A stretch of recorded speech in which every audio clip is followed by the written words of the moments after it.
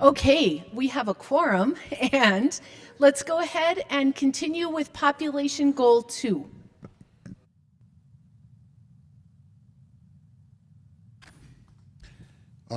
Hello, good afternoon, everyone. Paul Olofsson with Community Development Department. With me today is Jordan, Juan, and Jacqueline, and they'll introduce themselves when they get up. Community Development has the majority of slides in Population Goal 2, although there are some others mixed in. Community Development Department, we have about 26 staff right now, and Community Development Department right now, we have approximately 26 staff, and we include economic development, sustainability, the film office, tourism and marketing, and the affordable housing program, and the housing authority. I think I got it all, yep. And in your packets, commissioners, there is a brief outline of what the department does and the different functions within the divisions. With us in the audience is Jen Tapia from the film office, who I think everyone will recognize. And today we're going to go through the slides, and hopefully we will cover a lot of information. And thank you all for your time and for listening. And with that, I'd say let's kick it off. Good afternoon, everybody. Jordan Brella with the Santa Fe County Housing Authority. And Paul and I will go back and forth reviewing Objective 2.1, which is provide affordable housing. And this objective encompasses a number of strategies, both with the County Housing Authority as well as the county's affordable housing program. Under Strategy 2.1, repair and maintain current housing authority assets and resources. This strategy is primarily geared towards capital upgrades of our current housing developments. And so the County Housing Authority owns and operates about 200 residential units, both in central and northern Santa Fe County, and they are in need of capital repairs. In about 2020, we did a capital needs assessment that estimated an overall capital need of anywhere between $12 and $13 million. Since that point in time, we've been fortunate and successful in identifying a number of grant sources, both through congressionally directed spending as well as through state capital outlay, totaling close to about $4.6 million. So we've been able to cut that capital need down by about 33%. And those projects are primarily what we would deem health and safety and infrastructure projects, redoing roofs, restuccoing units, electrical meter upgrades, repairs of roads and sidewalk fencing, things that are necessary not only for residents' health and safety, but also for federal inspections that are required of these facilities. So moving forward, we are obviously the next step in the process is to actually get these projects under construction, which is the efforts that we're taking this year, is to obtain contracts and get the ball moving forward with those.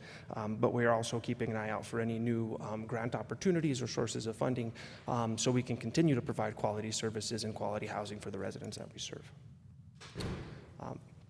On a similar note pertaining to residents, Strategy 2.1.2, providing services to tenants in Santa Fe County properties. And this is specifically talking about social services and social service related services that we provide to public housing residents.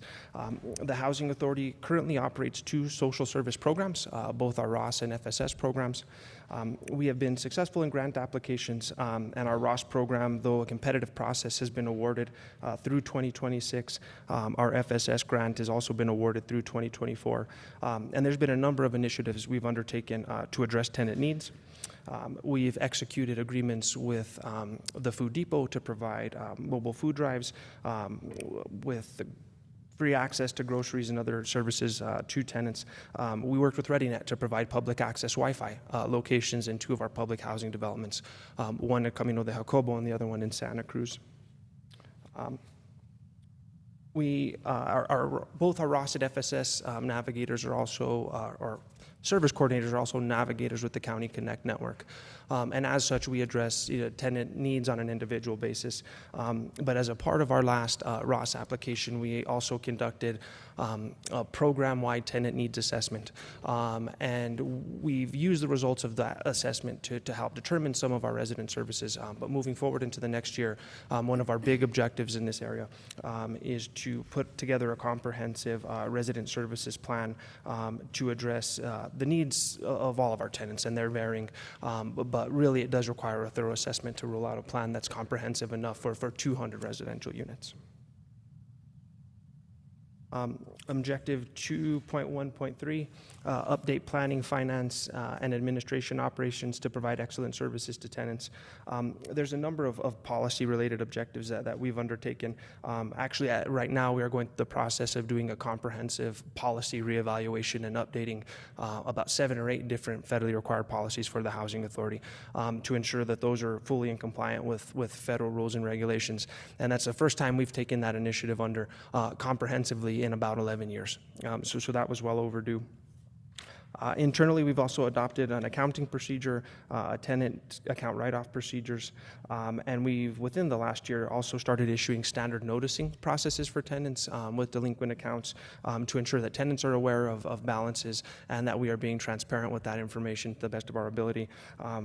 Right now, we are going through the process, and hopefully by the end of this year, we will roll out tenant account statements on a regular basis. So whether a tenant's delinquent or not, that information will be provided to all tenants on a regular basis. And I just want to add too that updating all the policies and regulations that Jordan and Adriana and the crew are doing is a huge undertaking. We're talking hundreds and hundreds of pages of federal words not easy and not clear, and so it's just a huge lift, but it's really important that we are keeping up to date, and so I just want to congratulate them that that's a big challenge, and they are getting it done, and it's not easy. So that's it. The next slide talks about a proposed strategy under 2.1, and staff would recommend combining strategies 2.1.1, 2.1.2, 2.1.3 and 2.1.10. Essentially, all of these strategies, to one degree or another, touch on HUD regulatory compliance of some type. And so combining those strategies into one comprehensive strategy to address how the authority is maintaining compliance with federal requirements and regulations, either through policies or finances or capital upgrades that really spin off into our inspection scores. I think that would be, or we think that would be an approach to sort of consolidate some of the strategies for the Housing Authority. Under strategy 2.1.4, develop new resources, programs within the Housing Authority. This strategy is specifically looking at federal housing programs that we operate at the authority. As mentioned, we own and operate the public housing program with 200 units, but we also operate a number of voucher programs where we subsidize low-income households on the private market. We have a traditional Section 8 program. We also operate a program for homeless veterans, a program for people with disabilities under the age of 62, and within the last year, we have now executed an MOU for a program for homeless youth that are phasing out of the child welfare system. So some of those programs are new. Since about 2021, we've also expanded a number of those programs quite a bit. Our mainstream program for persons with disabilities has expanded by about 30%. We've also seen small expansions in VASH, the Veterans Program, and our traditional Section 8 program, and completely implemented FYI, which is a program that we did not have. Next steps for this, we are also looking right now at the opportunity to project-based vouchers. And so one of the things that we've been seeing with housing across the board, and specifically with the voucher program, is there is a significant demand for affordable housing and there is not enough supply. As such, even with the vouchers that we have, currently we have about a 10% success rate, meaning 1 out of every 10 people that we issue a voucher to actually find placement in private residence in Santa Fe County. There are ramifications in regards to not utilizing your vouchers, and those are financial ramifications, as administrative funding for these programs are completely dependent on how many vouchers you utilize. So one way to address that is to project-based vouchers, which is essentially within a new development, placing that voucher there.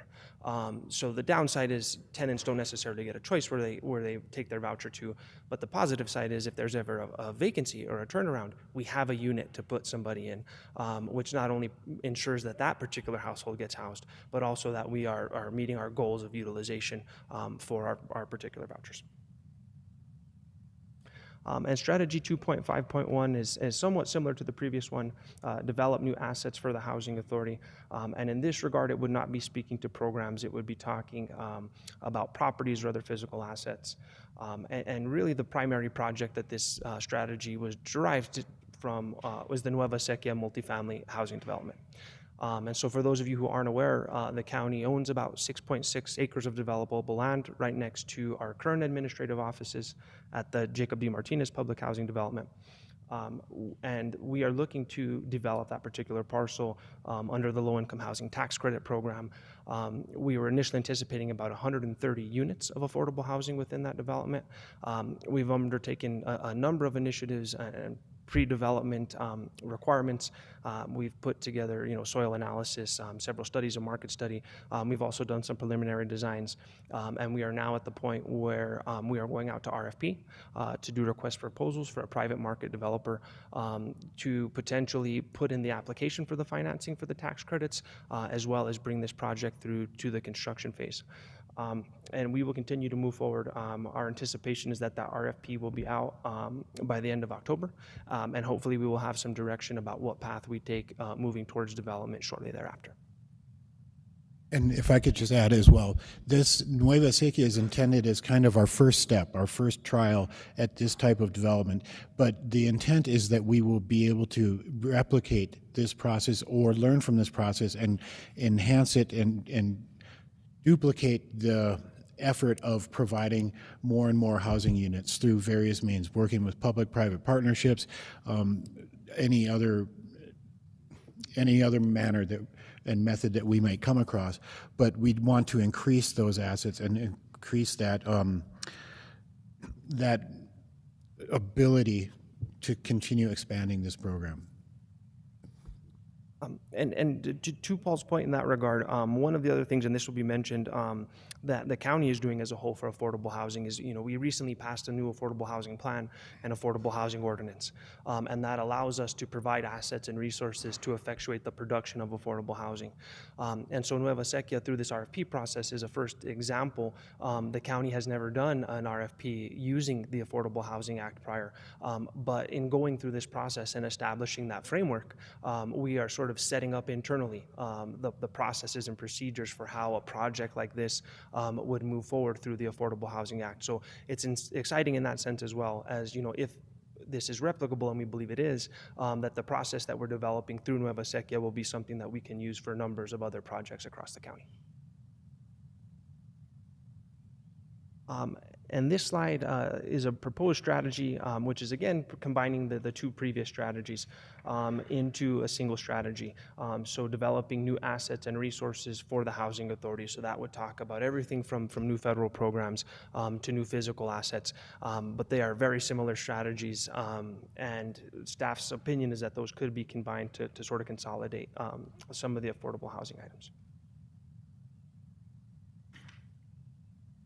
And I'll be taking the next one. This is strategy 2.1.6, create policies to increase cash flow and fiscal soundness and programs to leverage funds. And what we've done is we've gone out and solicited a new software program. This is for our affordable housing program, which is separate from the Housing Authority programming. And this is to provide underwriting services and second mortgages for home buyers, first-time home buyers, and affordable home buyers. And so we have purchased the software. We are in the process of trying to implement it, and then also make sure that it's speaking across the departments, specifically with growth management as well. And we recommend that this strategy will be combined with the next one, 2.1.7, which I'll go to next. And 2.1.7 is improve technology, hardware, and software to increase efficiency and customer service. So basically, 2.1.6 and 1.7 are very similar in nature, and they're identifying the same thing: less modernized, less streamlined, and less lets us put all of our information in one format and one retrievable format that then we can share and track the work we've done in the past, as well as all the work going forward, particularly with mortgages and other tools that we're using for affordable housing. And that leads us to the next slide, which is proposed changing these two strategies, combining them and calling them implement software to manage workflow, loan processing and tracking, and file management to increase cash flow and fiscal soundness. And as I said, we are in the process of implementing that. We just started about a month ago with the kickoff, and so in the next year, we hope to have that fully up and running and operational in managing our affordable housing products. The next one is 2.1.8, and this is to provide technical assistance to make the development entitlement process more efficient. We're recommending that we remove this and archive it and include it with strategy 4.3.6, which was reviewed this morning. They're both saying kind of the same thing, and so our recommendation is defer to 4.3.6. Next is 2.1.9. This is create and implement the programs identified in the Affordable Housing Plan. So, Commissioners, as you'll remember, we just adopted the Affordable Housing Plan and the ordinance which enables it in the end of July of this year. We are moving forward with trying to implement it right now. Some of the programs we're looking at bringing forward immediately are down payment assistance, developer incentives, foreclosure prevention, and the rehabilitation program.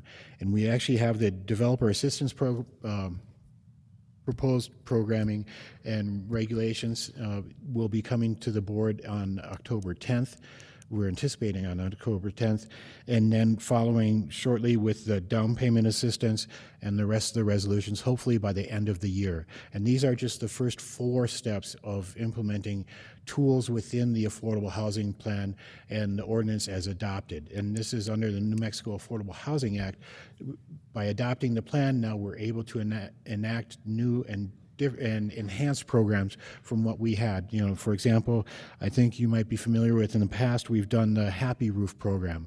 We're proposing now that the Happy Roof program would be expanded to a home rehabilitation program with a focus on sustainability to allow for energy efficiency upgrades, windows, envelope materials, stucco, etc. So it's not limited to roofs, and also to adjust the funding totals, because the Happy Roof program, I think, was limited to 15,000 or 20 per roof, and that it was getting to a point where you couldn't do the roof at 20 anymore. So we'll be adjusting that program, and we'll be also bringing that forward to you hopefully by the end of the year. And there's no other recommended suggested changes for that. On strategy 2.1.10, that is specific to the Housing Authority as well, and that is achieve organizational excellence relative to HUD benchmarks and become a high-performing agency. So this was another one of those strategies that the recommendation was to combine with the HUD regulatory requirements and compliance. The Housing Authority, since about 2019, has been and has maintained a high-performing agency status for the voucher program. The one program where we are a standard performer currently is public housing, and that is very specific to the site score that we received as part of our inspection. And so roadways, sidewalks, things along those lines. So our ability to address that inspection score is really specific to our ability to effectuate some of these capital projects that are in the hopper right now. Make sure that we get those done and completed. And in the interim, as we've gone through that process, HUD has also changed their inspection requirements. And so the scoring and the process by which those inspections are done have changed.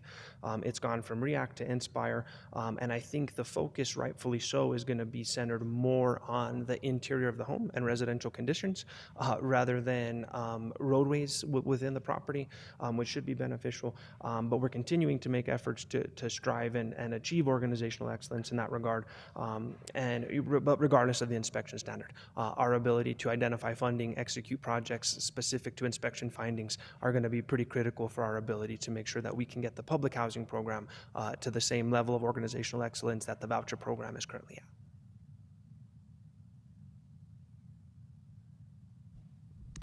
at. Excuse me. The next strategy is 2.1.11, and this is update Chapter 13 of the Sustainable Land Development Code, the SLDC. This was a recommendation from the strategic plan, as well as a recommendation that we included in the Affordable Housing Plan. And now that's been adopted. We've been working throughout the summer with growth management And we hired a consultant to help us review the SLDC in total, is specifically focused on Chapter 13, which focuses on affordable housing, but some of the proposals we're looking at then impact other design standards or other regulations within the code. So we're trying to look at a comprehensive picture of what steps could be taken in the short term, the medium term, and the long term to really help encourage and support the increased and faster development of affordable housing units throughout the county. And that could be anything from multifamily to ADUs to just the typical zoning subdivision, and providing options and ideas for if you want to do above the mandatory 15% of affordable, maybe here's something we can adjust, and it's a minor change to the code, not a huge impact to the process, but it increases the volume and number of units that are put on the street. They're put into the community for affordable housing. So that process is ongoing. We're trying to wrap it up and bring it to the board at a high level, hopefully this fall, in the next couple of months, and then get direction from the board on how to proceed. And again, looking at, kind of short term is things we can do in 6 months to a year, kind of the low-hanging fruit. And then the medium term would be 1 to 2 years of working with code and recognizing that changing the SLDC is not a simple and easy task, and there's many layers that we have to really be cognizant and careful of, and be really focused on what is the bang for the buck for supporting increased affordable housing development. And then the long term would be 3 to 5 years, and those might be the heaviest lifts. But hopefully, as we're progressing through the menu of options, we're taking steps every time to increase the availability of affordable units for developers to produce, as well as the availability of units in the community for people to use. And that can include workforce housing as well as straight traditional affordable housing. So we're looking at a whole gamut of things. And the recommendation to the change is to rename it Collaboratively Evaluate the Sustainable Land Development Code and update to support the development of affordable housing. So it's just a little more clarification on what we're looking for and the direct target there.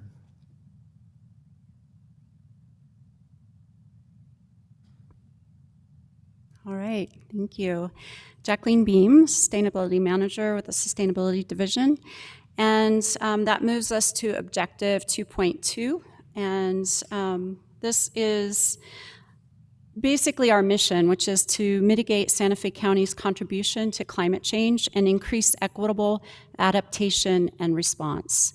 And some clarification on that term, equitable adaptation and response, would be to utilize the best practice methodology of triple bottom line accounting, which is basically thinking about people, the planet, as well as profit. In businesses, they use the term profit. For our purposes, I think it would be fiscal responsibility is something that would also fit in there.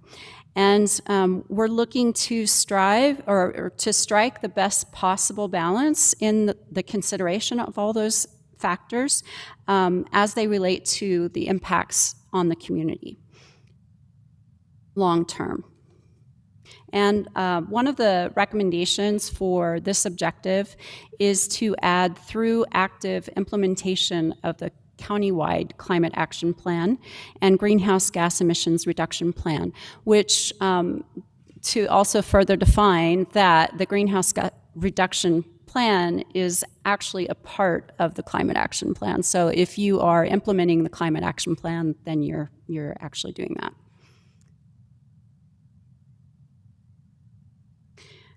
And strategy 2.2.1, implement an integrated countywide climate action plan, which is a little redundant based upon what I just stated. So our recommendation is that we remove this strategy and fall back on objective 2.2. And Jacqueline, I just want to add to that, part of this is, we did get the greenhouse gas operational inventory completed, the countywide inventory completed, and then ICLEI was contracted to create the climate action plan, which was presented and adopted. So there are a lot of steps and advances and success in moving this forward. So we're not like archiving it and forgetting it. We're just moving it. another Absolutely. step forward. Right. We're putting it in action. Yes. Yes.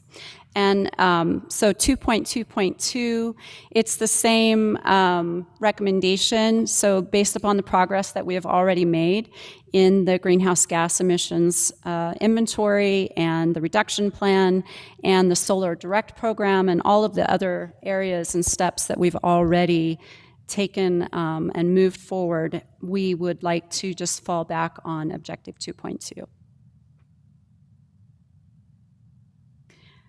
And 2.2.3, we also have made quite a bit of progress in this area, and this is to protect and conserve water resources. And part of our mission was to really look at both the MS4 and domestic well monitoring in our program, and we have accomplished those analysis and reports, and it was approved to move both of those programs to Public Works. And so we will remain in that process with the handoff in education and awareness. Our next steps are to create a monthly meeting with Public Works to address these challenges and how we can collaborate more in this effort, and then also to identify cross-departmental team members to help stand up a 6-month work plan for both the domestic well monitoring program and the MS4 program.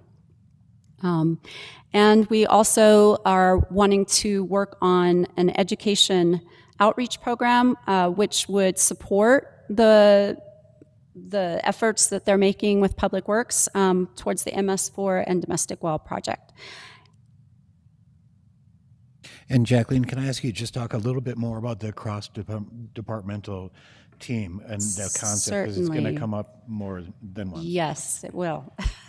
So the cross-departmental team was a recommendation that was made in our climate action plan by ICLEI, and ICLEI is a governmental organization that advises governments on how to reduce emissions and meet the 2015 Paris Agreement goals of zero emissions by 2050.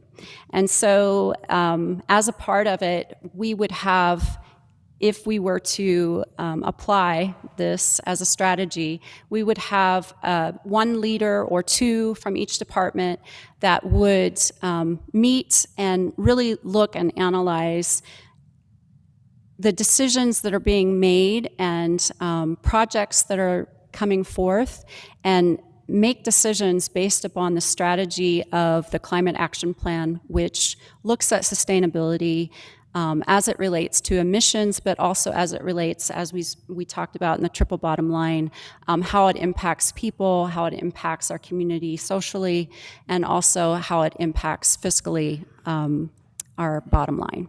So. Please And excuse my interruption. We have 60 minutes left for this. I'm not sure that's going to be enough. We'll try our best. I just wanted to also emphasize on that cross-departmental team that really ties in with some of the items that were discussed this morning in both the 4 and 3. And for example, how can services that we do through affordable housing connect with, well, excuse the pun, but connect with the CSD's Connect program or with the Housing Authority? Can we make sure that those programs are being provided to the housing tenants and voucher holders, and vice versa? Can we make sure that the Connect clients are aware that we have vouchers and that there is a housing authority? And the same with sustainability, and trying to have more collaboration and cross-pollination and efficiencies, within the county structure, and sharing data, sharing resources, and combining resources and skills and expertise, and to ensure that we're informing each other of what's going on and also supporting each other. So as one initiative is being started, we're working together to support it across the organization. And so if we're going to build a new community center, let's make sure it has the best envelope and the best energy efficiency and water conservation, et cetera. That's it. Thank you. Yes, and to expound upon that, also thinking about long-term investment, the ROI or the return on investment doesn't necessarily, the processes that are in place now don't necessarily take into account the energy savings that you might have by putting up a little bit more upfront in your capital investment to have more savings in the long term. And strategy 2.2.2, implement sustainable practices throughout Santa Fe County. This is also recommended to be removed, and 2.2.2 is redundant and should be objective 2.2. I'm not sure I even understand quite that, but hopefully it'll all get worked out tomorrow. So strategy 2.2.4 is to develop a backup water supply. There's been so the progress made to date, there's been a long-standing relationship with the city of Santa Fe. Santa Fe County has 1,325 acre-feet of backup water. Currently, we're working on a ASR project with Bureau of Reclamation as well as Rancho Viejo Development Corp for some backup water. A couple years ago, we implemented a shared pool agreement with BDD, Buckman Direct Diversion, that allows for water right exchanges between the city and the county depending on what water is in the river. And that's proven effective for us from I call it an accounting standpoint and a backup on a small scale, month-to-month, annual basis. And currently we're partnering with the city of Santa Fe in Water 2100, which is a 40-year and an 80-year planning exercise. It's a 5-year program, 5-year process, planning process. We're in year 2 or 3 of that 5-year planning process. But ultimately, it's a 40-year and an 80-year water plan. Next steps that we have upcoming is with the Pojoaque Basin Regional Water System. We had the opportunity to make an interconnection with the City of Santa Fe's water system to provide backup for the City of Santa Fe's water system as well as vice versa. So that's a next step upcoming that is consistent with our agreement that's in place. All right, and we're back to domestic well metering and reporting. And again, we recommend that we combine strategy 2.2.5 to strategy 2.2.3 as a task in the work plan. We already mentioned that we want to set up a 6-month work plan to stand up the domestic well monitoring program within the Public Works Department.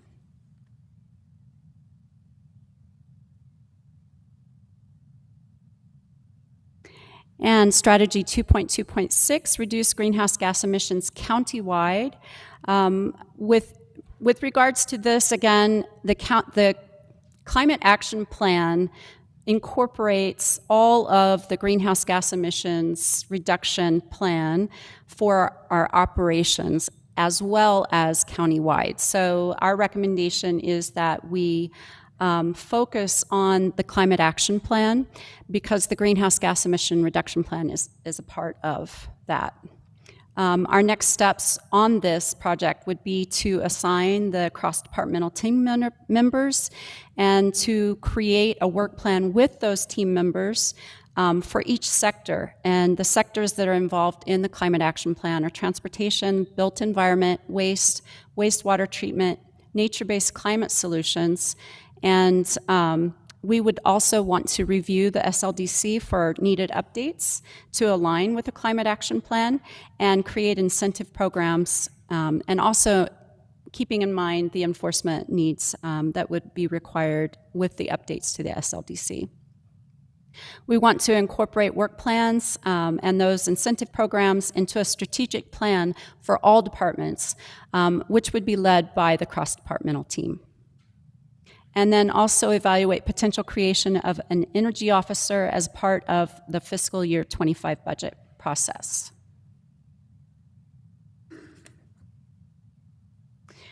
And strategy 2.2.7, implement the initiatives and strategies from federal, state, and partners on climate programs. This is something that we do actively. We do look at grants and opportunities. Obviously, capacity is an issue, but for instance, right now we have a 40% tax credit application process that can get started with the IRA, and contracting out an expert in that so that we can bring in quite a bit of savings for all of the projects that we have.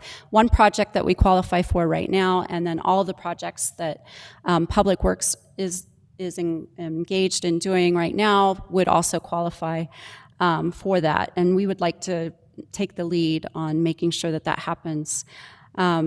We also need to prepare for the next round of community solar applications, and we need to track savings from the Solar Direct program, and that involves, again, the energy officer or an FTE, which would require our utilities to be compiled, analyzed for savings, and really tracked. None of the work that we do, we can do without knowing where we are. It's like driving a car. So you're going to need to know how much gas you have in your tank if you want to get somewhere. And that's what a lot of our work and what we do.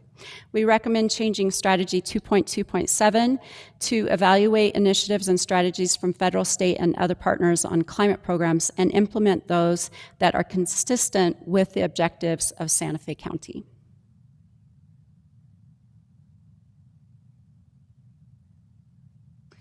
And strategy 2.2.8, ensure the protection and enhancement of pollinator species and habitats. It came to my attention that when we say habitats, we're also looking at biodiversity. And so our progress in our Earth Day events is amazing, I think, if I can say that. We really do strive to engage the community in taking care and stewarding the land that we're blessed with. And we also are looking forward in our next steps to creating an online nature-based climate solutions website page, and that will focus on soil health, biodiversity, as well as stormwater capture, also referred to as green stormwater infrastructure. We would like to use the Adopt a Road program that is active right now as a template for creation of a countywide pollinator corridor program and adoption. And then also within that, start working more with Public Works for a GSI master plan and moving, again, the MS4 reporting, which is on contaminants of stormwater, to the Public Works Department.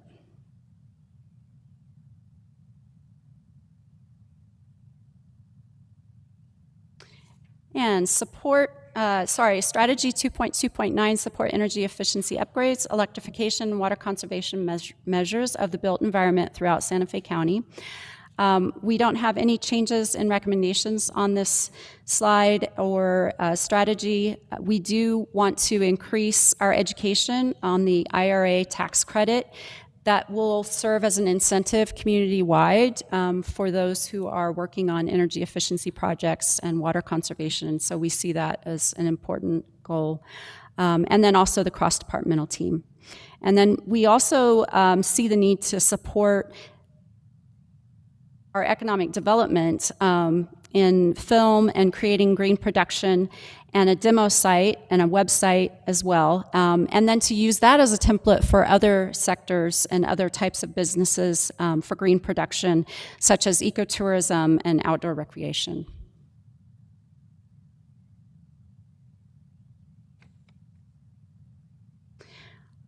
There's a lot of strategies here. Sorry. 2.2.9 increase renewable energy access and usage throughout Santa Fe County. We have been quite, I think, successful in all the areas that we can be in doing this, and we do have the Solar Direct program, which is 50% of all of our PNM-derived energy is already renewable, so we are well on our way to that 100% mark. And if we implement the cross-departmental team, I feel like we can, as a team throughout the county, incorporate all of the other departments and areas that might help us move that and accelerate that goal achievement. The phase 2 of the greenhouse gas emissions reduction plan, which is the operational plan for greenhouse gas emissions reduction, is to include 21 facilities. And so that's something that we've begun working with Public Works on selecting those facilities and for the next round of improvements. And we have no changes to this.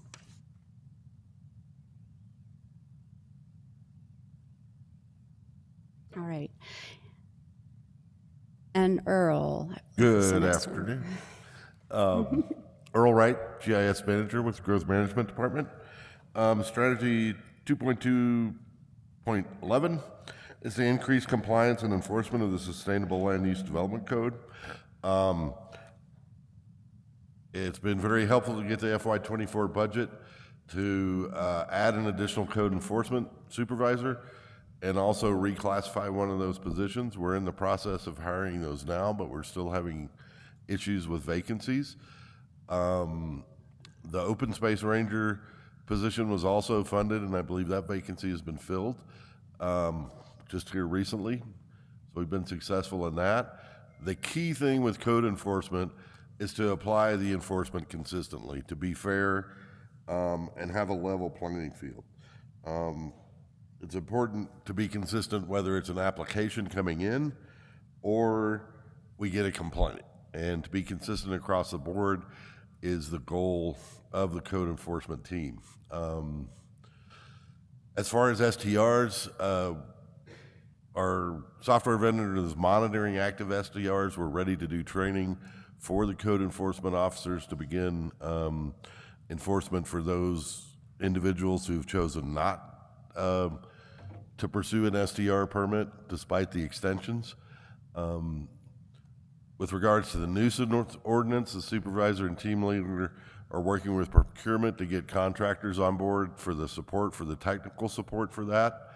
And again, just to reiterate, we enforce development, community development standards, litter, minimum wage, and nuisance ordinances, and we'll touch on that in the next section as well. We do need to update the old ordinances related to junk vehicles, business licenses, and litter, the SLDC for RVs, and the open space ordinance. And again, based on staffing needs, we need to look at the potential creation of additional code enforcement officers as part of the FY25 budget process to support a more proactive approach to this and to take on some of the additional tasks, code enforcement tasks that have come up. So essentially, there's no changes to this strategy.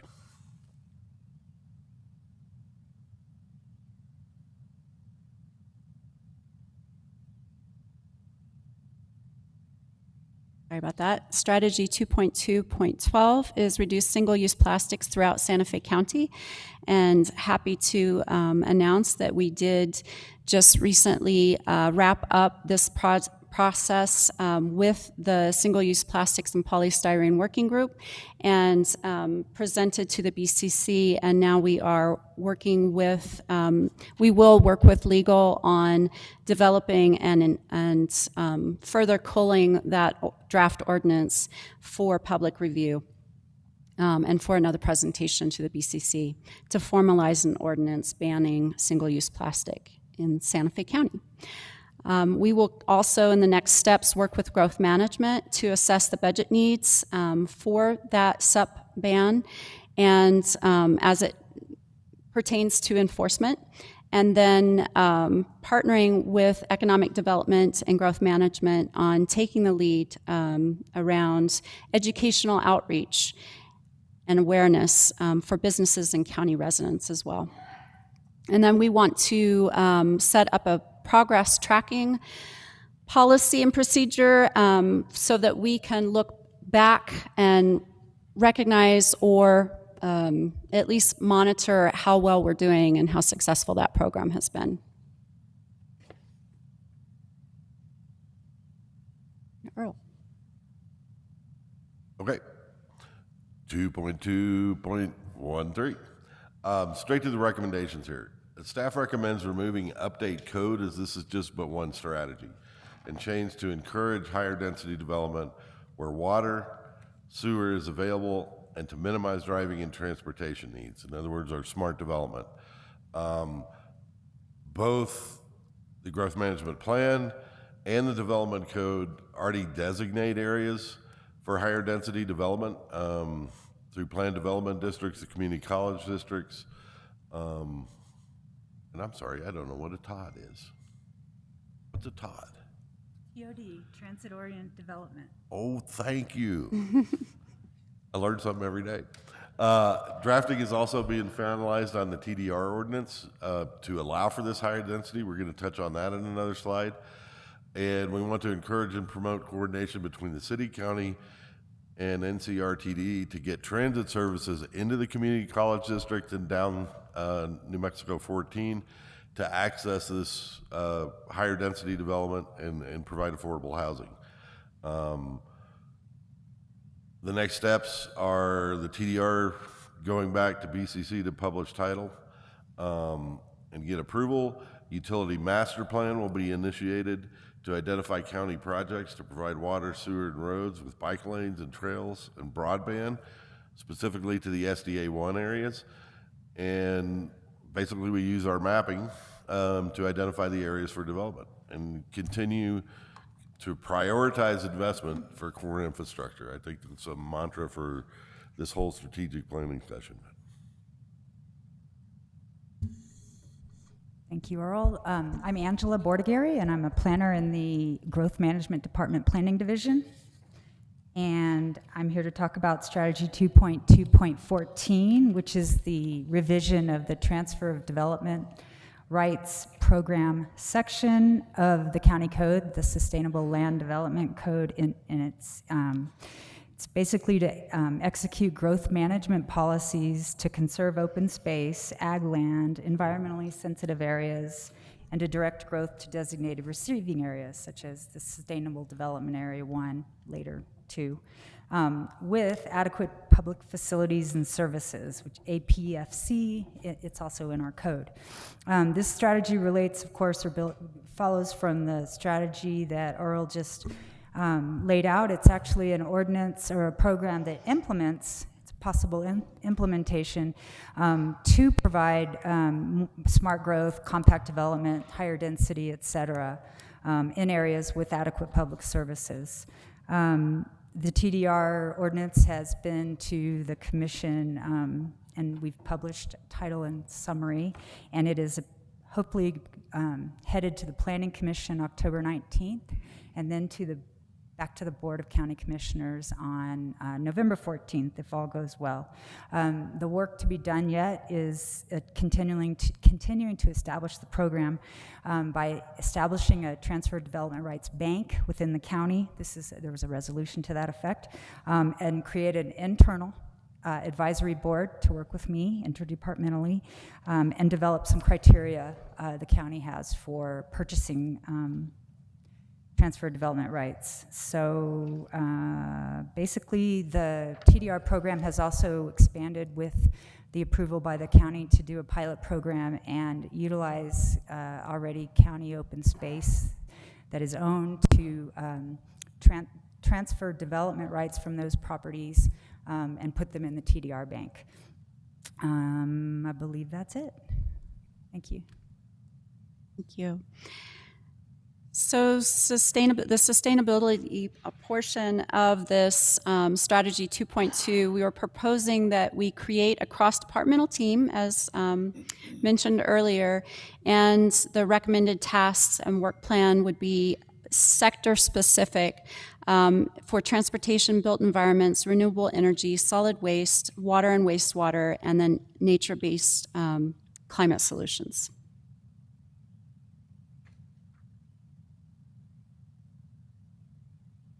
And finally, Strategy 2.2, to meet the objective of equitable adaptation and response, we also recommend a new strategy, and that is to conduct an assessment to identify locations for resiliency hubs throughout the county to provide response and support in extreme weather and other natural disasters. That was recommended in the Climate Action Plan, and it is best practices, and a lot of communities are following this as a guide. And so we need to determine in that plan the ownership of the new strategy and work with the cross-departmental team to create resiliency hubs, implement the programming, and align goals with open spaces and external organizations for nature-based climate solutions, and then also align facility maintenance and projects with facility energy efficiency, water conservation, upgrade goals within the Climate Action Plan. And with that, Juan Torres, I'm the Economic Development Manager. Objective 2.3, incentivize sustainable economic development. Staff recommends changing the objective to support economic development consistent with the population goals of the county, which would give us a more flexible view of how to incentivize and work with businesses towards sustainability. Strategy 2.3.1, in 2023, the most recent legislative session, the state of New Mexico passed the Commercial Property Assessed Clean Energy ordinance, and the county has been working with the state to review that ordinance for potential adoption at the county level to allow companies to be able to access that financial tool.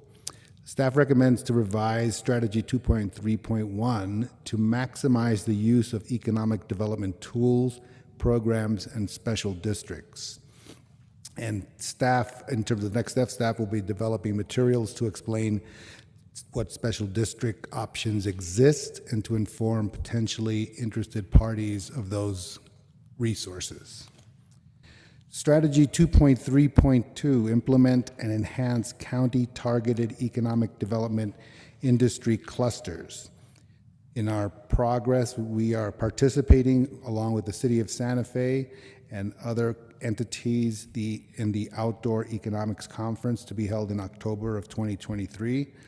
Staff is working with the City of Santa Fe and other partners to collaborate on outreach for industry participation at the conference. Next steps are to consider hiring a contractor to better define cluster definition, as well as members for targeted communications and follow-up. Strategy 2.3.3, incentivize green economic development and sustainable job growth. So this was alluded to in Strategy 2.2.9 by Jacqueline. So we worked with the Film Office as well as the Sustainability Office to hire a consultant to help us identify the needs of the film industry with regards to encouraging sustainable practices.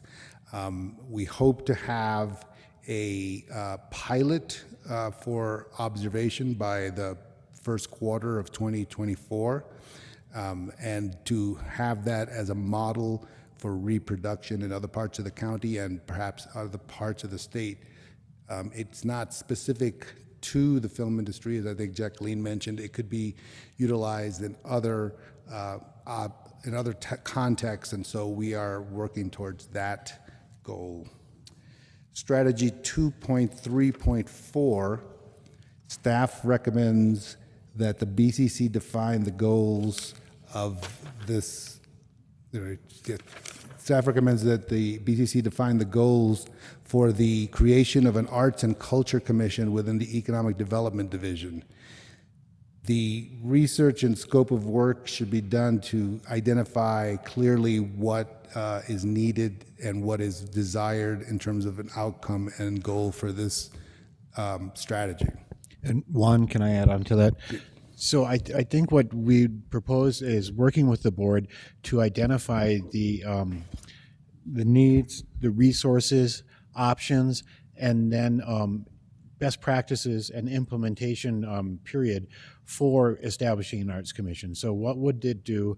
How would it function? Where would it live? And what might it need to function best in the community? And I think we heard even on last Tuesday's county commission meeting, there are several references to the need and desire for an arts commission. So staff would recommend using, again, an internal county team, do some research, look at how we could best stand this up, where it should be placed, how we would fund it, and then what its focuses and role would be. And to add to that, the good news is that there is a already created creative industries division as part of House Bill 8, and they are actively funding creative industries projects. So this would be the place we would look for to help fund and stand up potential arts commission. Strategy 2.3.6, support workforce training and education programs. So the slide talks about existing programs that we have. Currently, above and beyond that, the staff is working directly with the City of Santa Fe as a stakeholder in their Great Cities, Good Jobs program, for which they got a grant. So we're actively working with the city on identifying the needs of workforce development programs and the goals. In addition, we're working with Los Alamos County as well as Rio Arriba and the 8 northern pueblos to work on the Communities of Excellence program, which also identifies workforce development. So we are attacking that strategy at the local and regional level as well. Hey, Juan, can we pause for a sec? I think we skipped Earl on one, I'm 2.3.5. sorry. Did we skip Earl? My apologies. No, you're being efficient. You took the 2, I got the last 2, so that was good ad lib. Are we back to 235? This one's interesting. It's maintain and expand non-residential mixed use and institutional zones. Again, straight to the recommendation. Staff is actually recommending reevaluating this strategy as the viability of non-residential areas is market-driven.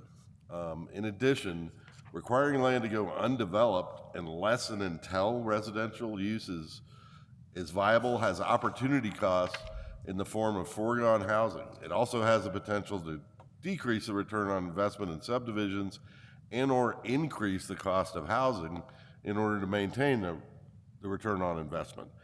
So one of the key things is, again, the findings, these non-residential uses within the subdivisions within the CCD, the community college districts, have definitely had mixed results. Developers have requested to reduce or eliminate non-residential uses, and again, based on early experience in the CCD, these were way overestimated. So we're recommending that requests need to be reviewed on a case-by-case basis, and this is not only in the community college district, but any mixed-use projects that we're looking at and planned developments. And again, a lot of this is infrastructure-driven. I think we go to 237 now.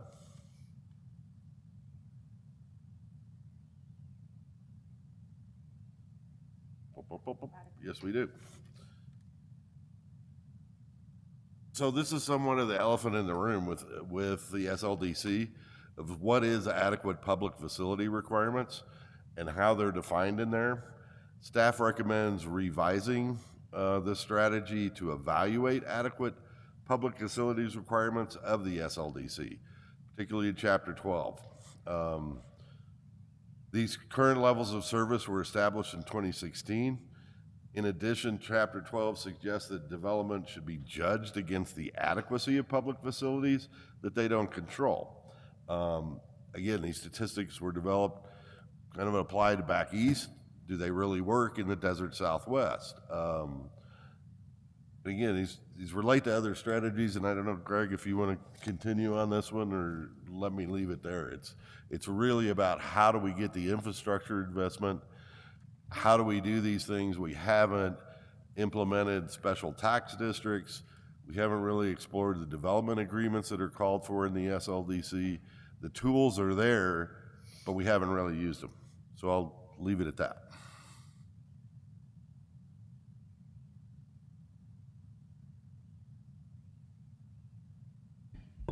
Ladies and Were you gentlemen, going to add I on? feel like we should clap for population goal 2. Paul, Yeah, I just want to add, congratulations, because we were the fastest, I believe, right? Okay, so you all owe us, right? Just remember, we'll collect. And then I just want to quickly say, Penny Ellis Green could not be with us today, but thank you, Earl and Angela, for helping cover for her. And also, I want to note from CDD, Lisa Katanik with our tourism and marketing was not able to be here today, and also Denise Benavides with our affordable housing, and actually the new community development deputy director is Denise as well. She was also unable to be with us today, but thank them for helping us put our work together and all this together, and just thank you all for the time. and thank you guys for the information and the updates. Again, lots of complex information, and I appreciate the attention you all bring to it and the details that you provided to make it understandable. I recommend that we just keep moving, that we don't pause for a break, because that will allow us to break for the day a little bit earlier. We're 30 minutes ahead of schedule. So population goal 1, if you all are here, let's go ahead and make that transition.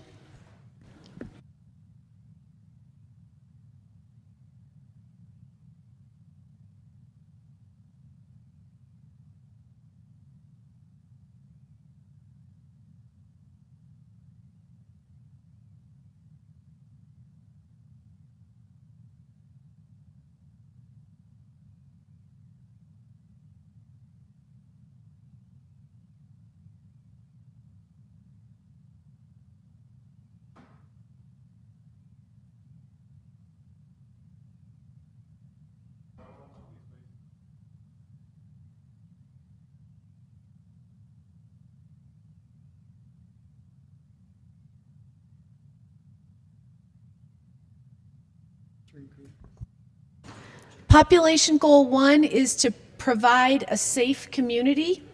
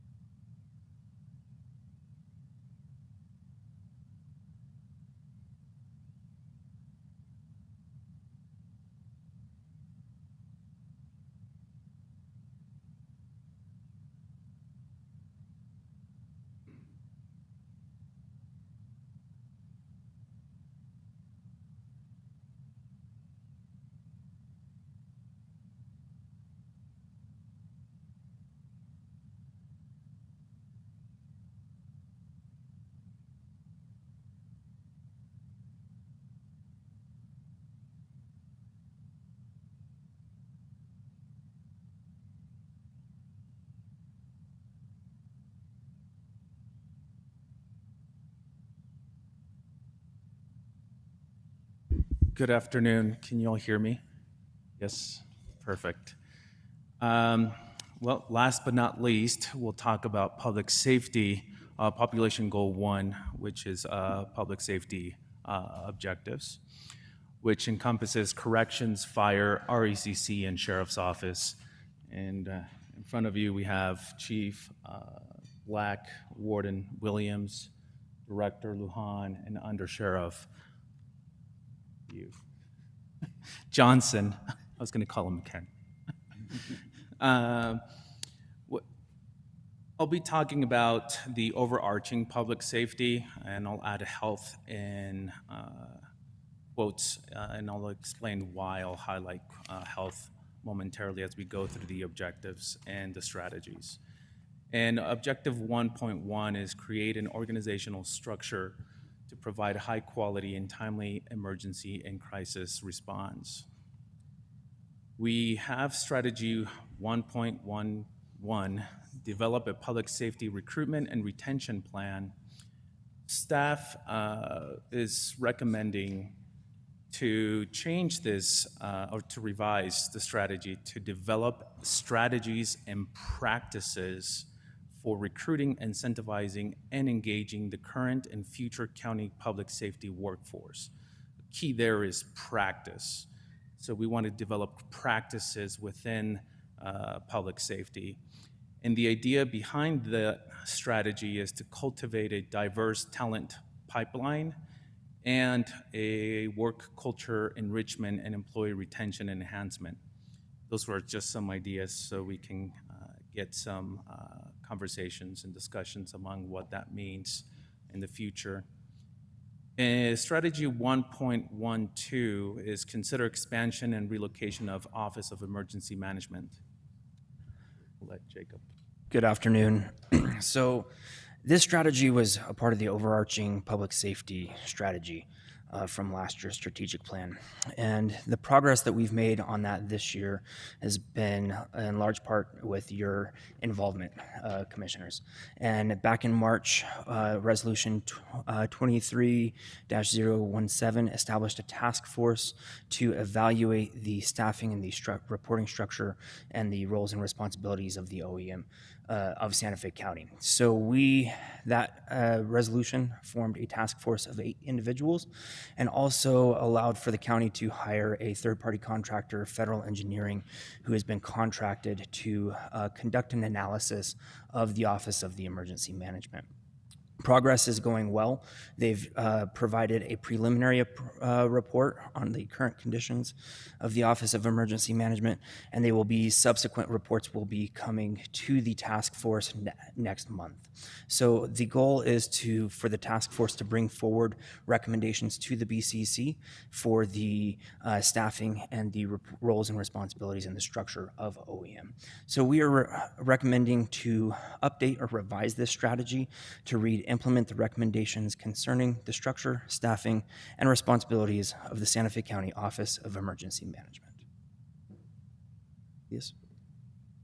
Strategy 1.13 is to create and implement communications and outreach plan to address internal and external communications and public safety, including emergency communications and risk reduction and prevention. Staff recommends archiving this strategy and adding this task to strategy 4.3.2, which we all heard earlier this morning, which is align the communication plans and procedures to ensure the communications efforts are strategically planned, consistent, and well coordinated across Santa Fe County. Oh, that took me like 2 breaths.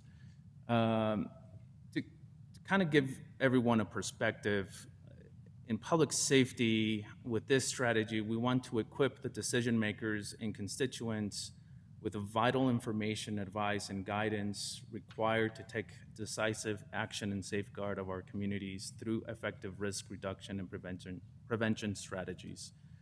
This is alignment crucial to avoid mixed messages, confusion, and inefficiencies in communication.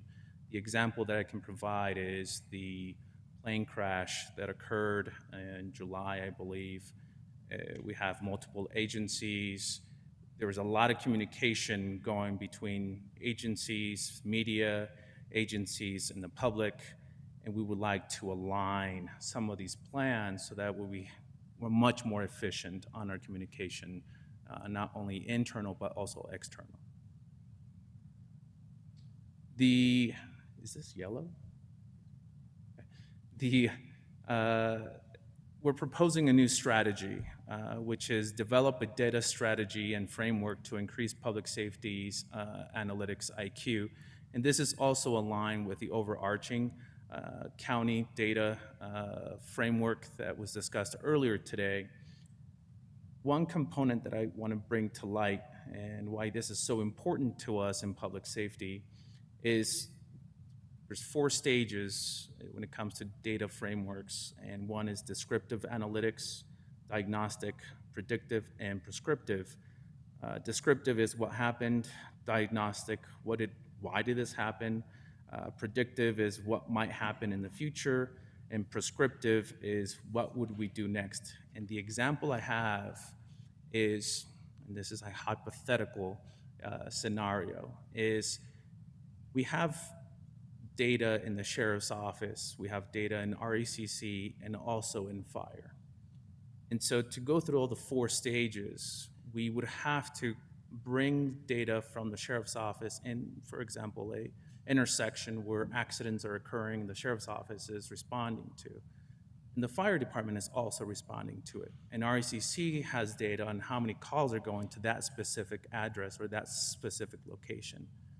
What we would like to do is gather all this data, analyze it, and get to where it's, what do we need to do next? If we see that there is a public safety concern in this intersection, and we want to think about the future, we would get this data and turn it over to Public Works and indicate something needs to be redesigned in this intersection because, and here's the data to back this up, there's been so many X amount of casualties, or this is how many accidents have occurred in this intersection. So we want to be proactive instead of waiting for constituents to tell us that this intersection is not safe. That's the thought process behind on this data strategy and framework. Another strategy is develop and update comprehensive emergency telecommunication plans and procedures that address the evolution of risks, capabilities, and technologies across the emergency communication ecosystem. With this strategy, the thought process that we have is we had a assessment done on what's called Project P25. And the assessment was in 2017, but we never really resourced it or really moved forward with it. And so now we're owning it within public safety, so now the board can hold me accountable and my boss can hold me accountable on these projects. And the thought behind this strategy is to preparing for a strong and resilient future, optimizing other networks such as cellular wireless technologies. The other concept is migrating to the New Mexico digital truncated radio communication systems and more. So it's more of an evolving type of strategy with various agencies leveraging the networks available to them whenever we have any type of incident or catastrophic incident that we need to respond to.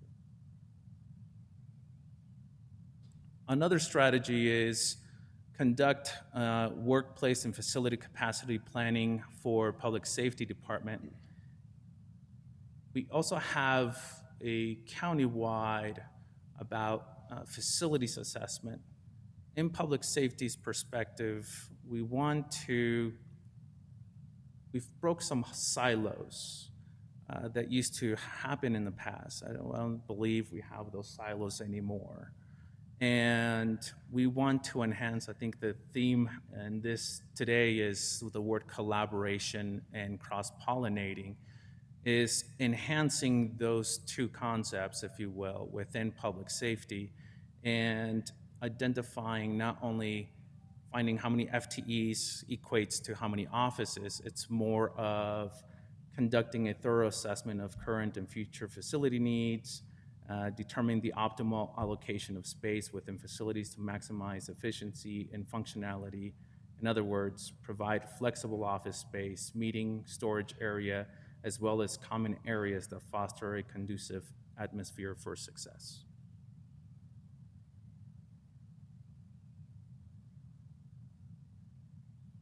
All right, and now to move on to the fire department side of public safety. The first objective that was in our current strategic plan is to provide high-quality fire protection, prevention, and suppression services. The fire department is, we believe, uniquely positioned to provide much more than prevention and suppression of fire services.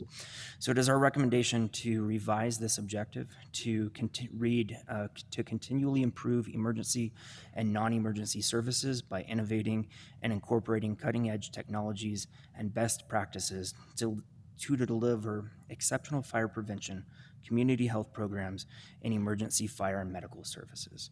And we believe that this revision captures the essence of the current state of the fire department, as we are taking a very active role in fire and prevention services, but also community health programs, as well as implementing a majority of what we do, which is EMS or medical services. So that is our recommendation, to revise the language within this slide, this objective. The next strategy that falls within the fire department is to create a dynamic recruitment and retention plan for regional staff, or our career staff. This is something that we have made some progress on, as we have been able to implement a retention stipend for our regional staff. That's outlined in the amendment of our current collective bargaining agreement with the local IAFF. And we also have a recruitment retention officer position. It's currently a captain position. We posted that this summer. Unfortunately, we did not have a candidate was not selected.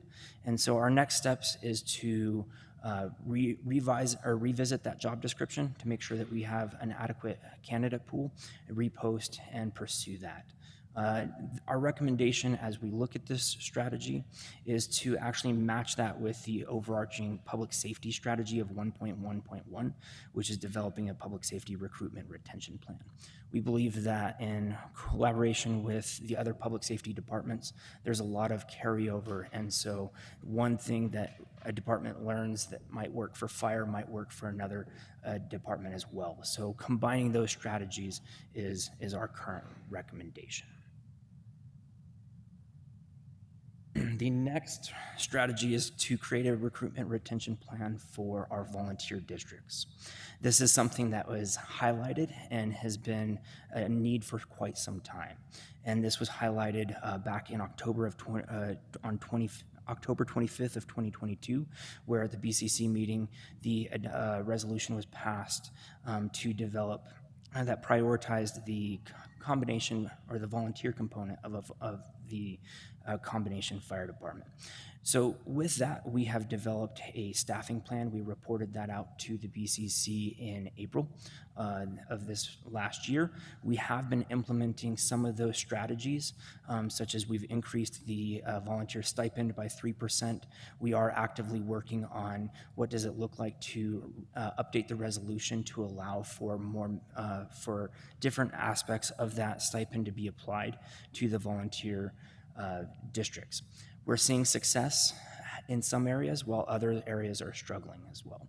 In a recent conversation with a district chief said, "I have more volunteers than I know what to do with," while there's other districts that are still really struggling. So we're seeing areas of the county that are thriving, while there's some areas that are continuing to struggle. But we're optimistic that as we carry out the staffing plan that was presented to you in April, that we'll see success. So our recommendation for this strategy is to revise the language to read, to execute the plan approved in resolution number 2022-87, a resolution to support the volunteer component of the Santa Fe County Fire Department to ensure a sustainable combination fire department. The next strategy is 1.2.3, to develop an equipment sustainability plan to ensure up-to-date and operable equipment. The fire department has a significant amount of equipment, all with various lifespans.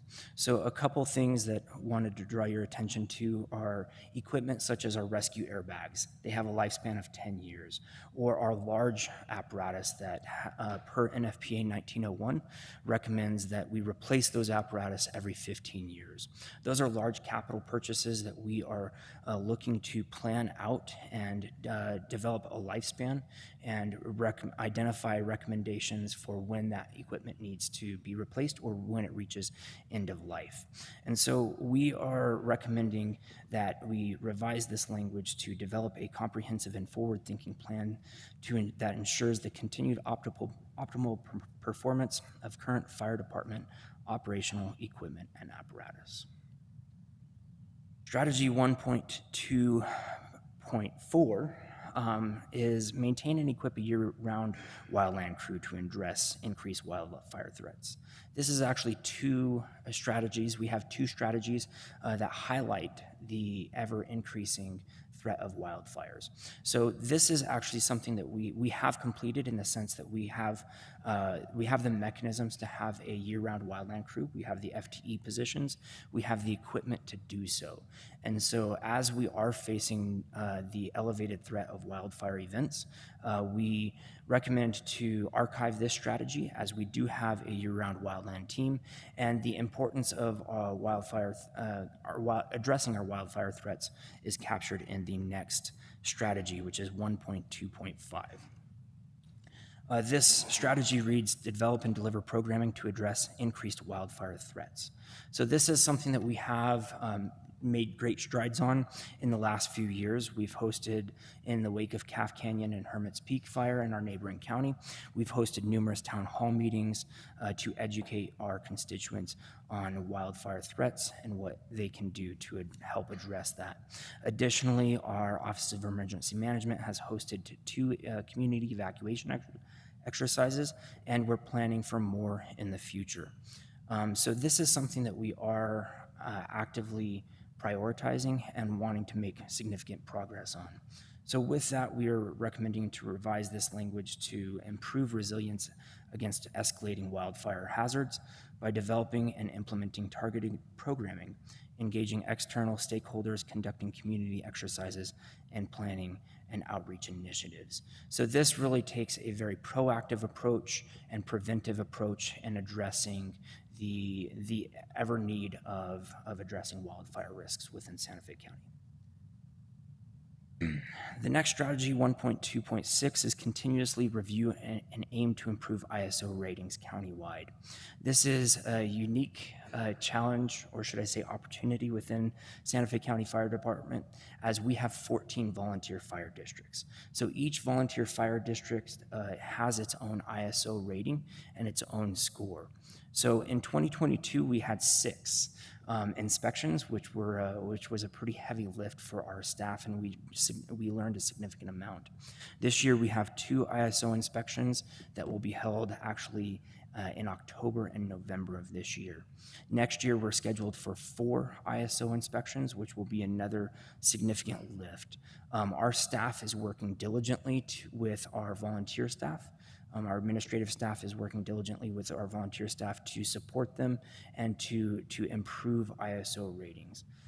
In a nutshell, this is much bigger than the fire department. While it does highlight and basically rates our ability to respond to and mitigate fires, this does capture the really the performance and the ability of some key partners as well.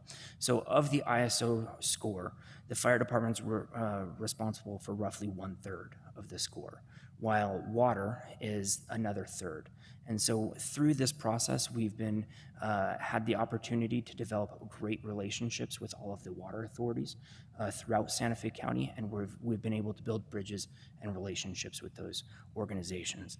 Another 1/3 is actually right across the table here with communications with RECC. And so there's some needs that, such as updating a CAD, our computer-aided dispatch system, which will greatly impact our ISO and provide the data and increased call processing times. So really our ISO rating, while it is a reflection of the fire department, it really is a collaborative effort from many people to increase that. So we are working diligently to improve that. Our recommendations is to revise this language to read, achieve and maintain optimal ISO rating across the county through ongoing review and improvement efforts. The next strategy, 1.2.7, is to utilize data to monitor coverage and improve response times countywide. In December of 2022, we worked with GIS, which provided a significant amount of data to the fire department regarding population and specific demographics for each individual fire district. That has been a great benefit because it's helped us to be able to plan for the deployment and increase our response, as well as how does that impact each individual district. Furthermore, we have used data from ImageTrend as well with heat maps, tracking the time of day calls occur, the locations, and that is something that we are actively evaluating to address our response time and our abilities. Our recommendation is that we actually combine this strategy with the overarching public safety strategy, which is to develop a strategy and framework to increase public safety's analytic IQ. Just as Deputy County Manager Bernardino was saying earlier, much of the data that affects the Sheriff's Office, affects RECC, affects corrections, also affects fire, and we can utilize that data to apply the specific needs, assess the specific needs of the fire department. The next strategy is 1.2.8, which is to develop fire and life safety education and outreach programs. This is something that our department has really succeeded at and done a great job at in recent years. We're engaging lower elementary schools. Recently, we just developed our own county coloring book, which was actually illustrated by one of our firefighters. And so that is something that we've printed and are able to distribute to our local communities. Furthermore, our fire prevention team has also developed a community risk reduction network, which is actually a statewide organization of networking with other fire departments and prevention staff across the state. And that was spearheaded by some of our staff. So the initiatives that we are developing with Santa Fe County are truly being carried out statewide and having a statewide impact. Since we are developing these programs, we are recommending the revision of this strategy to extend the reach of fire and life safety education and outreach programs. So that is our recommendation for this strategy. Lastly, the fire department, we are proposing one new strategy, which is to develop and expand the mobile integrated health program to address the evolving needs of our community. The fire department is uniquely positioned. Whenever we walk into a home wearing this uniform, we have an automatic trust of our community. And it is something that I'm very proud of, that our staff maintain and take that responsibility. And they represent the county very well. There's an automatic trust that the population has when we walk through the door, which uniquely puts us in a position to help assess their needs and connect them to other programs in different ways. And so we are proposing this strategy in order to work more collaboratively with community services, and so that we can really work as a liaison, not duplicate efforts, but work collaboratively with other county departments to extend services to our constituents and to our clients in new ways. We do have our Mobile Integrated Health Program, or our COOP program, which is one staff member. We do have one FTE, vacant FTE position, which is new, that we're looking to hopefully hire, and that will double our staff there this fiscal year. So, but that is something that we are hoping to adapt and adopt in this strategy. And with that wraps up all of the strategies for the fire department.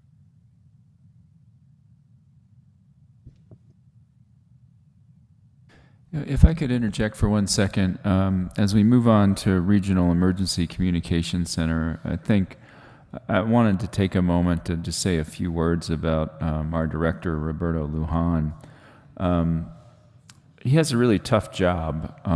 While he's nominally a county employee, he works and reports to a diverse board made up of representatives of the city of Santa Fe, the county of Santa Fe, and the town of Edgewood. And while he reports to that board, his operating budget comes from the county, and he has to go hat in hand around to the partners in order to get capital funding. He has many customers, the sheriff's department, the fire department of the county, the city, and the police department of the town of Edgewood, to say nothing of the citizens that call him in true emergencies, but also to get the numbers for PNM and New Mexico Gas and other things that we're trying to, to stop. So his presence here today, and I think the work and collaboration that he does with Elias and other members of the county, represents that he really thrives in that position and has tackled the challenges of the job, I would say, with great grit, grace, and professionalism. And so while he doesn't work for me and he doesn't, again, really report to me, I do want to acknowledge how he goes about discharging a very tough job on a day-to-day basis, and we welcome him to this process as if he was one of our own. So thank you, Roberto. Thank you very much, and thank you so much for your support and kind words. I'm very thankful to be in this position. I'm glad to be back in Santa Fe County. As you all know, I was with Los Alamos County for 8 years and returned last year as the center manager of RACC, and then took over as director in August of last year. So it's great to be back in the community where I live in and getting everything organized and back on track the way it should be. So thank you so much. So the objective 1.3 for Santa Fe RACC is provide high quality regional emergency communications. Strategy 1.3.1, maximize use of data and technology to provide advanced emergency communications for members of the RACC.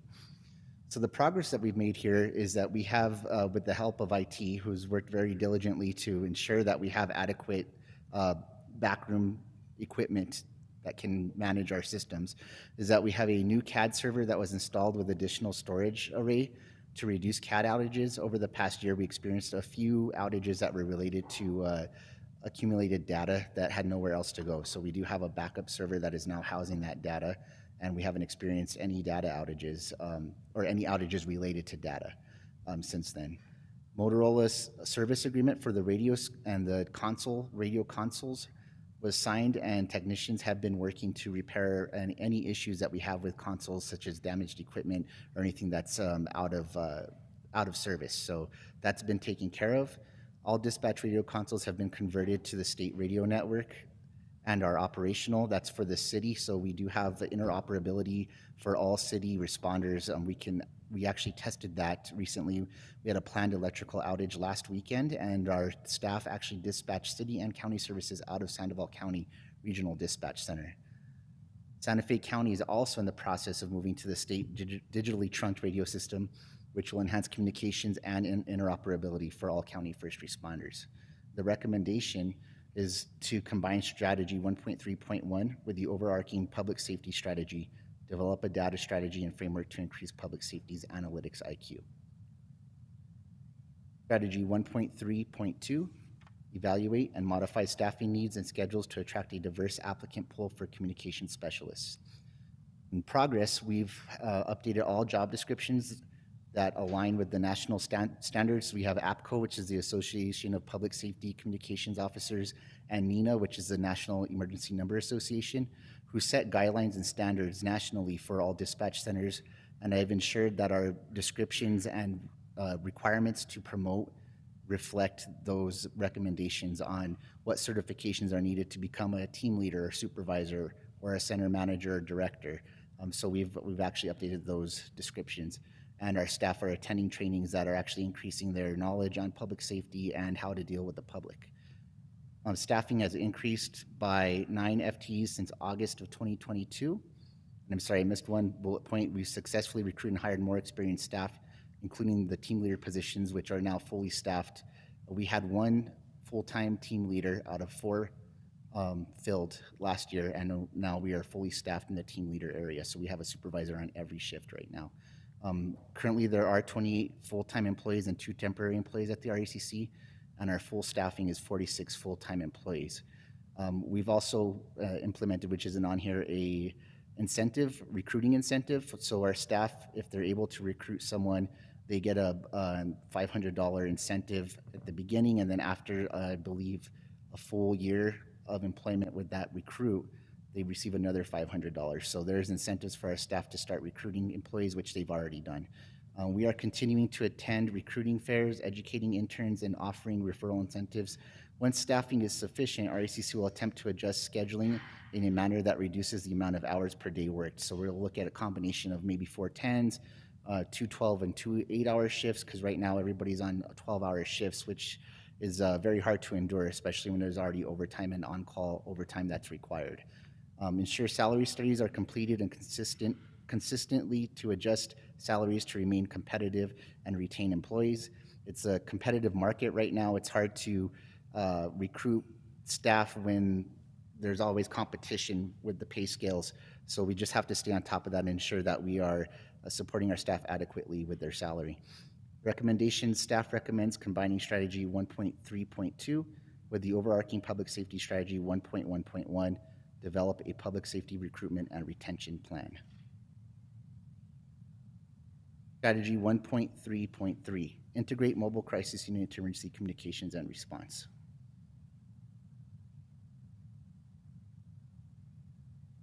All right.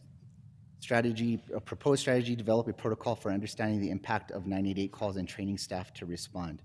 So 988 is a new, free, and easy to remember nationwide helpline for emotional, mental, or substance use crisis.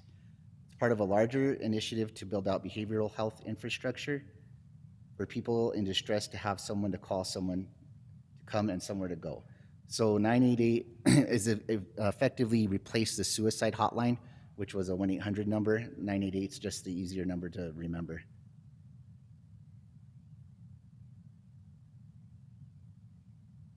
Strategy 1.3.4, review and revise joint powers agreement with City of Santa Fe to provide effective emergency communications. In November of 2022, the county staff met with City of Santa Fe staff to discuss potentially updating the joint powers agreement. Town of Edgewood has also expressed a desire to revisit the aspects of the JPA.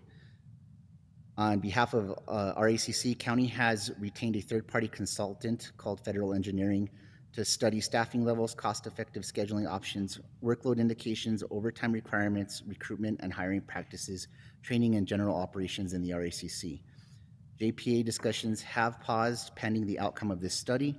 We have completed phase 1 of the study, which is a general analysis of where RACC stands right now.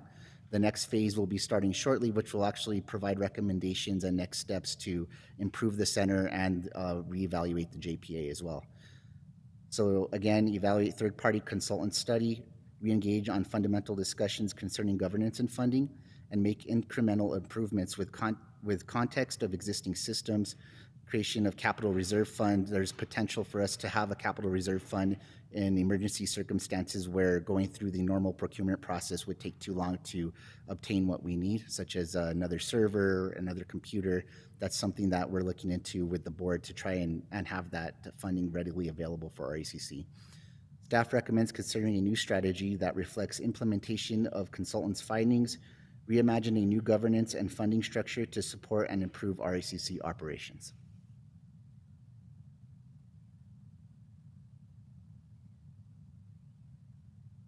Proposed strategy, develop a disaster recovery and continuity of operations plan for the RACC. Detail how the RACC will ensure that it can perform its essential functions during a wide range of disruption and events that impact our operations, and identify a secondary dispatch center location. My recommendation last year was to have a mobile command unit that was dedicated to dispatch operations. In the event of an evacuation of the building or even of the county, we can mobilize that unit and relocate and continue our operations almost seamlessly. It's a very costly project. It's something that we would have to look into identifying funding for. Potentially grant funding is available for this, but it's something that's crucial to public safety because we would be able to evacuate the current RACC and operate out of that mobile command unit in the need of an evacuation of the building or the county. So it's crucial to public safety, in my opinion. Another proposed strategy, implement a plan to enhance operational effectiveness and technology organization at the RACC. Once again, this analysis with Federal Engineering, who has successfully turned around operations in agencies, larger agencies, even larger than Santa Fe, such as Seattle, Washington. We're looking forward to their analysis and the completion of that because it's going to help us implement changes based on their recommendations that will make sure we're aligned with the national standards and providing, again, the highest quality of service to our constituents. Thank you. Please excuse the interruption. Just a quick update on time. We have about 50 minutes on this population goal remaining.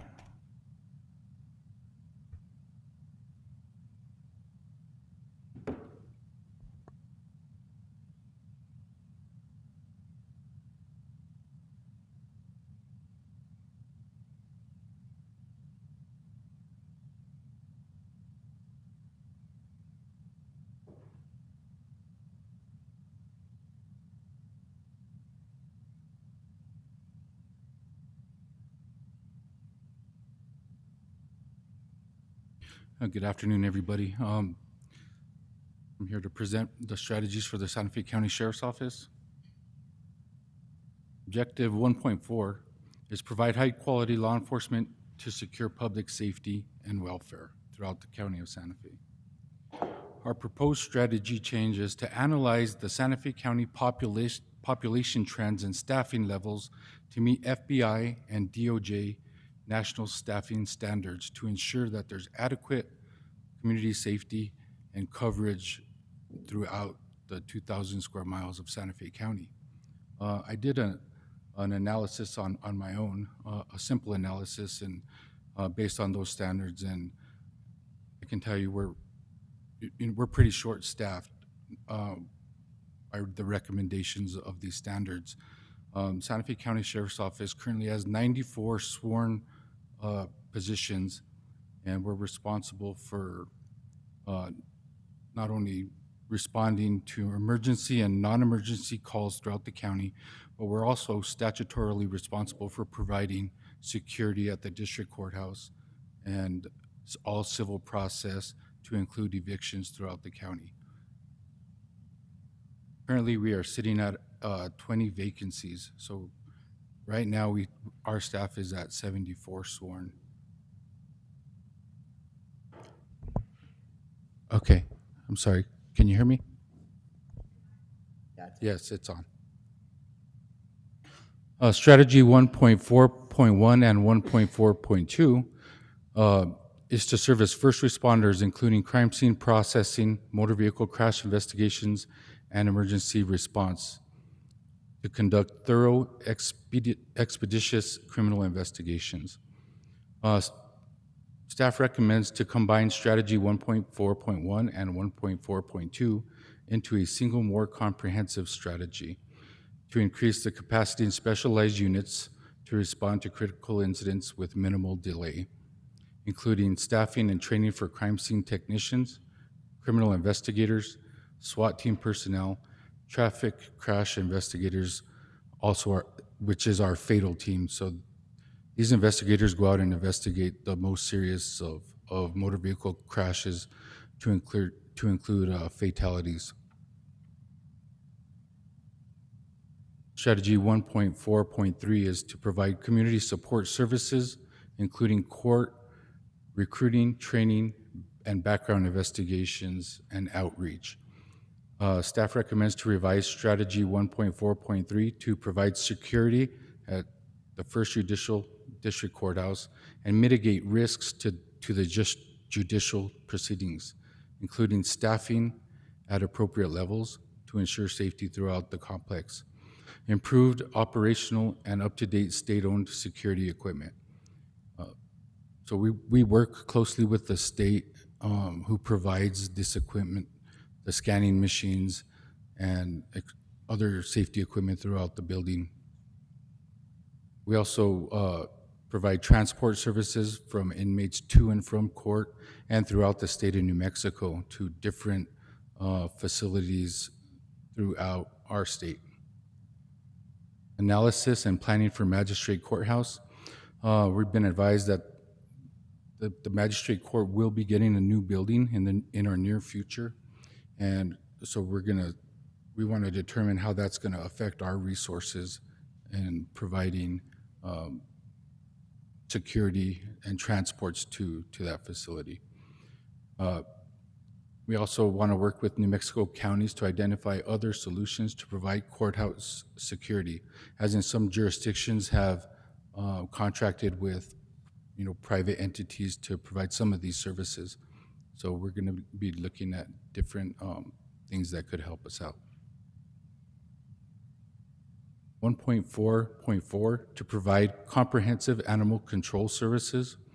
Staff recommends to revise this strategy to conduct a needs assessment and feasibility study concerning a 24-hour animal control service. So right now, all of our services are provided by the Santa Fe Animal Shelter, and we're kind of limited because their hours are from 8 to 5. So if we have it, as we know, we work 24 hours a day, and if there's an emergency after hours, we have to find emergency care, which usually requires us to transport these animals to another jurisdiction, Albuquerque, Rio Rancho, etc. And it's quite costly, and we need these services. Our constituents deserve these services be available 24 hours a day. 1.4.5, to utilize data to monitor coverage and provide effective traffic and patrol services. Staff recommends combining this strategy with the overarching public safety strategy to develop a data strategy and framework to increase public safety's analytics IQ, which I think would be beneficial. That way we can actually see crime trends throughout the county and direct our resources where they're needed the most. Strategy 1.4.6, Public Records Management and Law Enforcement Administration Services.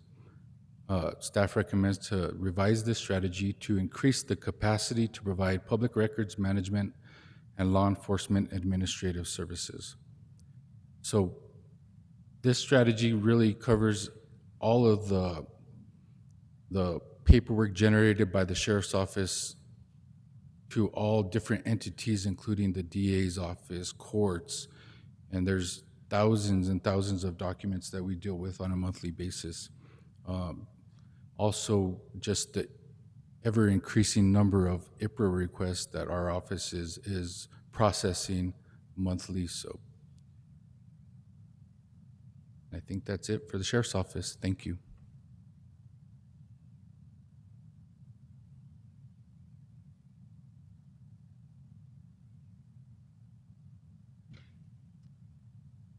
Good afternoon.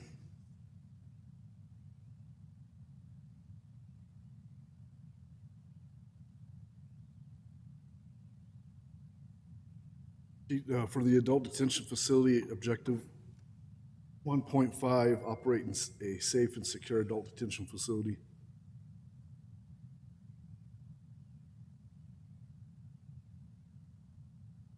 Enhance the facility through advanced technology is what the target goal of this particular initiative was.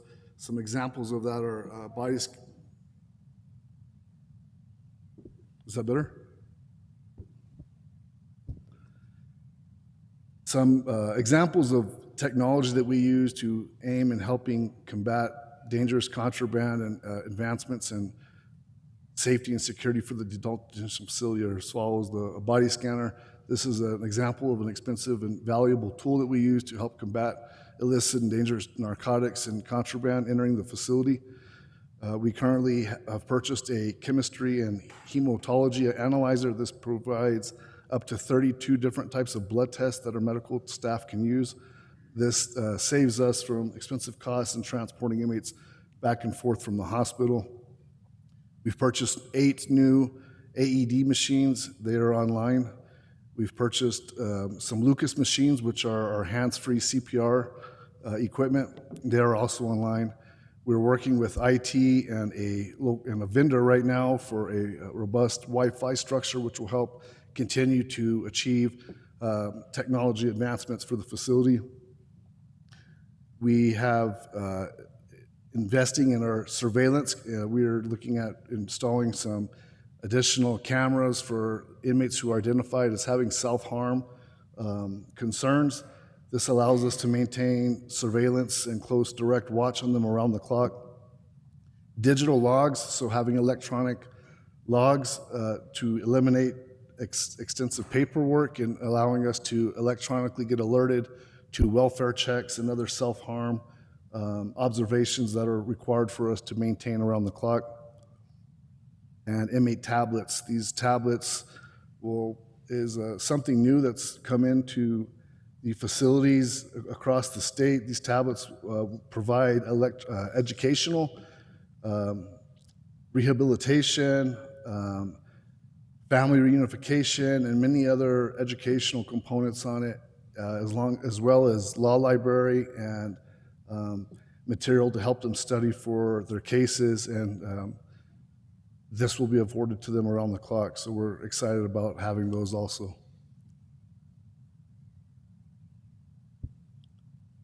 Strategy 1.5.2, ensure the safety of detainees through implementation of quality assurance. So since 2014, the Santa Fe County Adult Detention Facility has maintained 191 standards that have been identified through the New Mexico Association of Counties through their professional detention standards accreditation.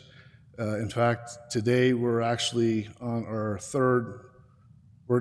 third year reaccreditation, but we've maintained those 191 standards since 2014, so we're very proud about that, and we continue to achieve above and beyond.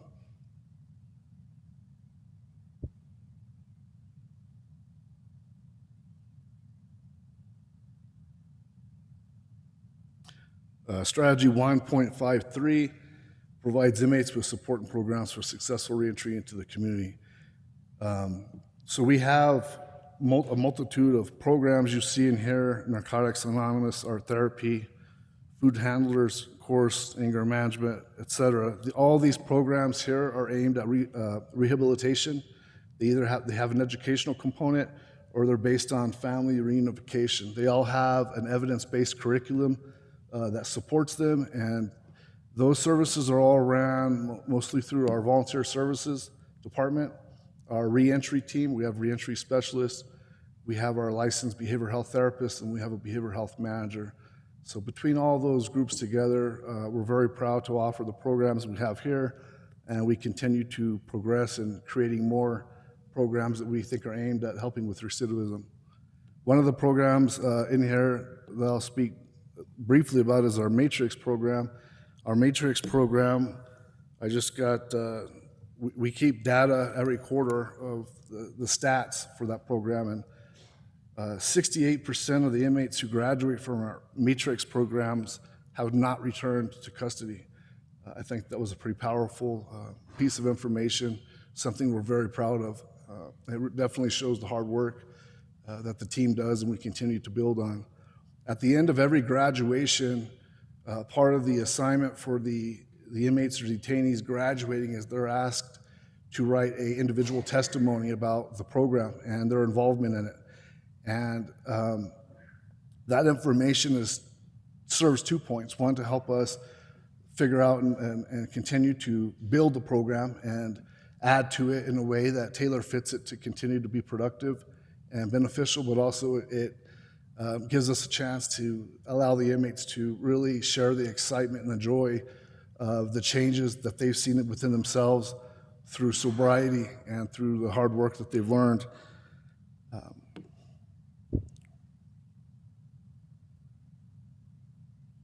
Then strategy 1.53, this is with our Project Ready. So, it's a bit loud now. 3 more slides and we're done. Oh dear. Is it just me? I guess. I'll stay away from it. Project Ready is a concept that helps us align some of our programs to support one of our most at-risk population within the county. And Project Ready's objective is to permanently keep people out of the criminal justice system. And Project Ready is an acronym. The acronym is Rehabilitation, Emotional Support, Access to Resources, Dynamic Employment Opportunities, and Harnessing the Yearning to Live a Sustainable Life. We have a diagram just to kind of help you conceptualize what Project Ready would look like. And we have some boxes that are outlined in blue. Orange. It's orange, and what's the outline? Blue? Oh, you're colorblind? Yeah. Oh, we're blue. It's blue. There we go. And those that have a thicker outline, that's what I should have said, are programs that we have yet to implement, but however, we're in the planning phase. I think you heard earlier from Rachel O'Connor in regards to employment opportunities. And Project Ready would help us align all of these programs for all of our inmates. We average 255 inmates on a daily basis. 46% to almost 60% are only with us about 48 hours to 4 days. I think it's 40. Anyhow, this is a proposal in terms of changing the strategy to encompass Project Ready to help us align these programs.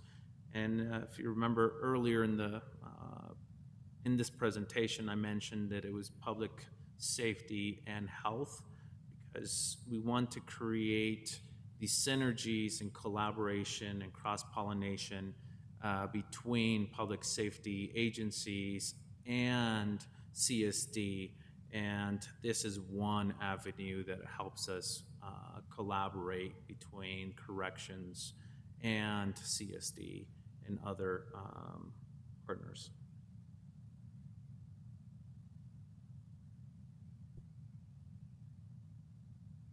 The last slide here is strategy 1.5.5. In February 22, the New Mexico legislature passed Senate Memorial 6 and House Memorial 11 calling for an evaluation of the costs and benefits to look at the feasibility of unifying jails in the prison system.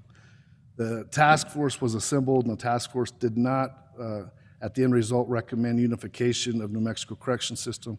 However, as you see in the recommendation, even though there's a discontinue and archive, there is an understanding that the county staff will always be receptive in the future at looking at such further discussions and that possibility.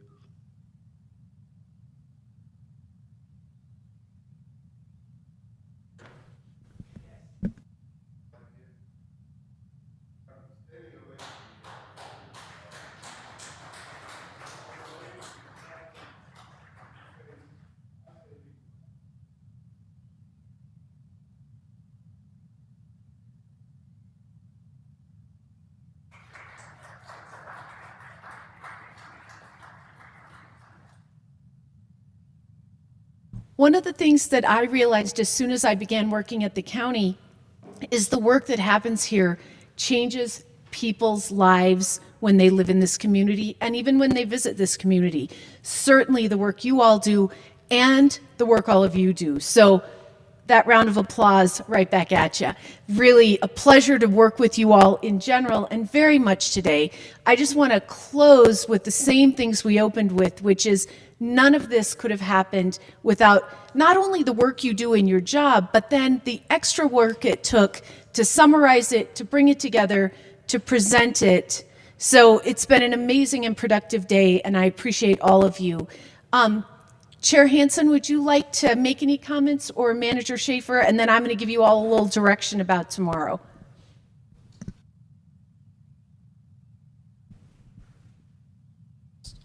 A few things. Going forward, one of the ways in which we'll continue to improve the strategic planning process is you'll be receiving regular updates throughout the course of the year. So with Invisio software, much better able to give you useful information and dashboards as to where we stand on various efforts. Number one. Number two, I mean this with the utmost sincerity, for the county commissioners. You honor us with your time today in terms of sitting through and listening to all the progress that has been made, but also our ideas about how we can move the county forward. Obviously, there's a lot of work to be done yet on existing strategies, but what I really took away from listening to all the progress reports is just there's been a lot of really good work that's been done over the last year, and we greatly appreciate, again, you taking the time out of your busy lives to listen to our suggestions, and we look forward to continuing the work with you tomorrow as to how we move forward with the strategic plan. So thank you.